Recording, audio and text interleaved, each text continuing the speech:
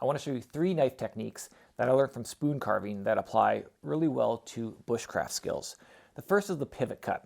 It's basically just a push cut, which you would use your thumb to push the back of the knife.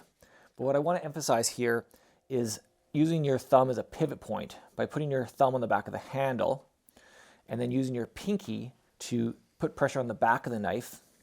You can now actually pull the knife backwards and not use as much strength on your thumb and get a more precise cut, more accurate cut. So I often use this when I'm wanting to make a stick smaller. I can beaver chew around a stick and then just snap it off.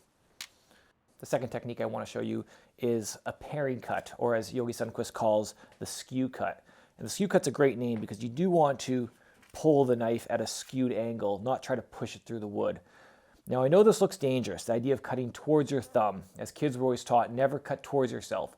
But as you get older and you're no longer the kid and there might be kids running around or dogs, the last thing you should be doing in that environment is cutting away from yourself where your knife's going into open space. And if you got your head down and you're focused and your knife's doing this and a toddler comes up or a dog, that's dangerous for them. So the most responsible thing to do would be pull that blade towards yourself and just know how to do it properly.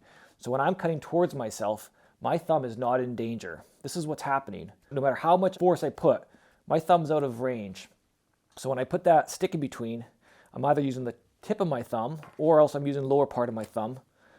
And I'm just doing that motion and adding that skew so that the knife is sliding and slicing through the wood rather than trying to push through it directly.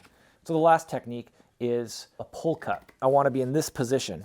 Now here it seems like I could potentially do this, but as long as you lock your wrist and your knife blade never turns this way, it's only like this, you can't actually cut yourself because your arm can't go that far back. Even if I go all the way back like this, I'm only going to hit over here.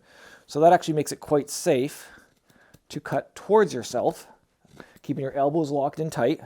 And now I can cut down low with that pull force. Safe because the blade's pointing me. I'm not going to hurt anybody around me.